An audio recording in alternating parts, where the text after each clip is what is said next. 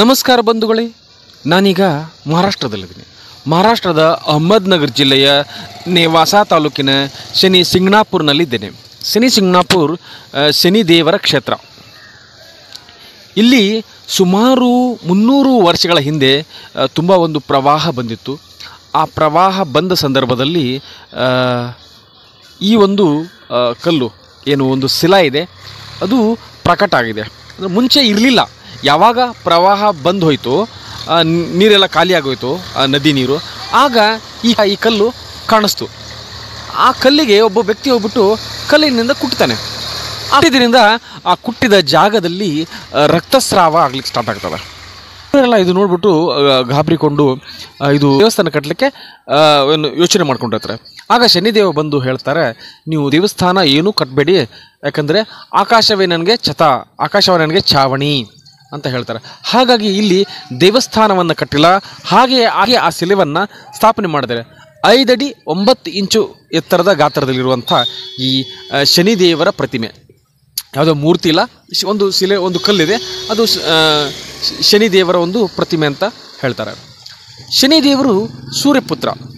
ಸೂರ್ಯನಿಗೆ ಇಬ್ಬರು ಹೆಂಡತಿ, ಒಂದು ಸಂಧ್ಯಾ, ಇನ್ನೊಂದು ಛಾಯಾದೇವಿ.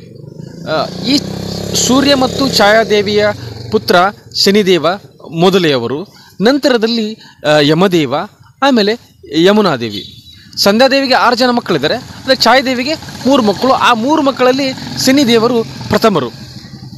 ಶನಿದೇವರು ಎಷ್ಟು ಶಕ್ತಿಶಾಲಿ ಅಂದ್ರೆ ತುಂಬ ಶಕ್ತಿಶಾಲಿ.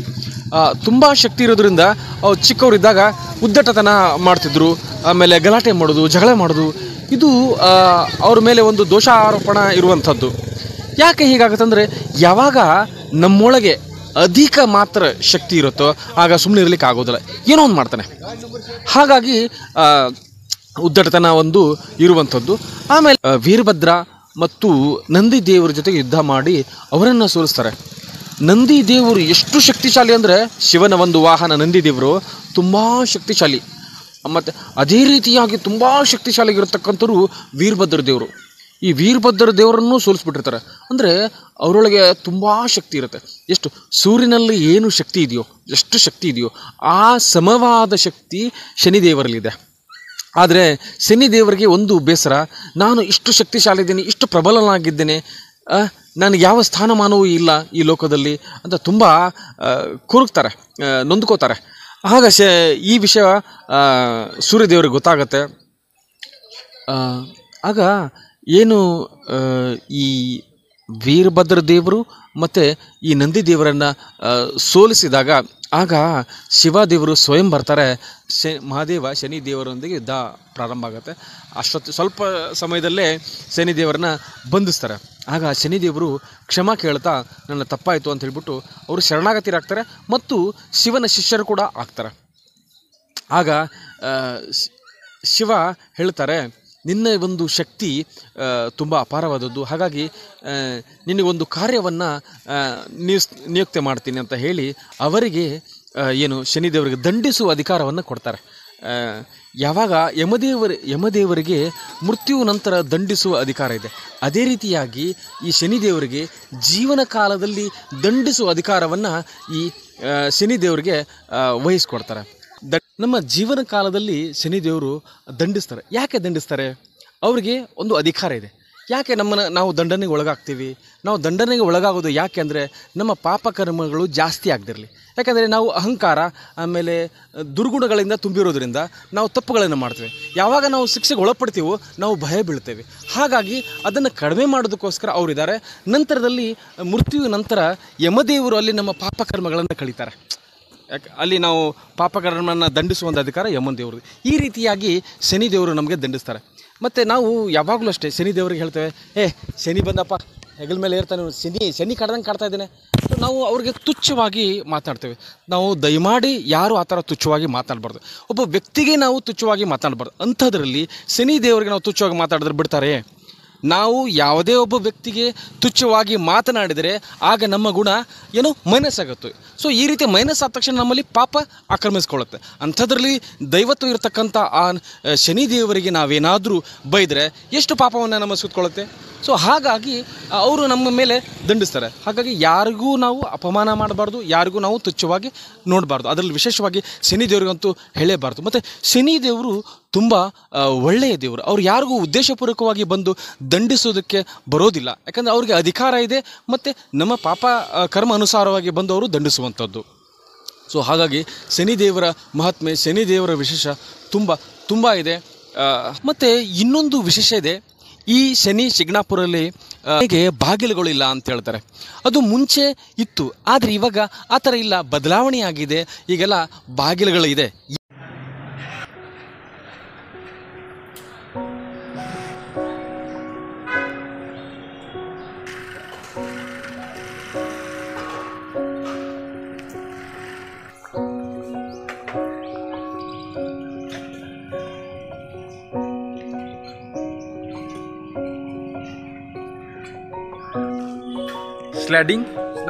स्लाइडिंग जैसा दरवाजा होता है, मगर स्लाइडिंग की क्यों?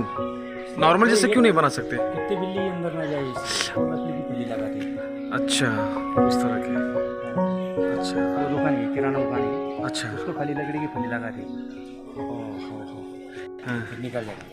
अच्छा,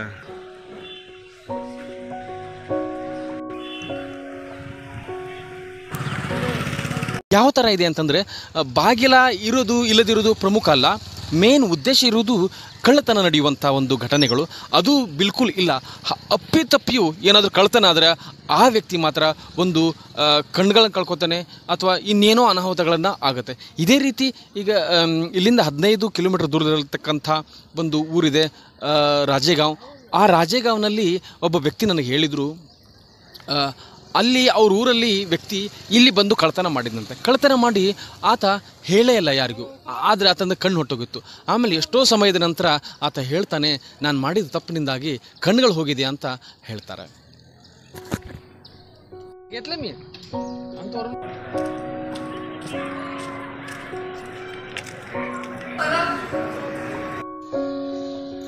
ಓಂ ನೀಲಾಂಜನಂ ಸಭಾಭಾಸಂ ರವಿಪುತ್ರಂ ಯಮಾಗ್ರಜಂ ಛಾಯಾ ಮಾರ್ತಾಂಡ ಸಂಭೂತಂ ತಂ ನಮಾಮಿ ಶನೈಶ್ಚರಂ.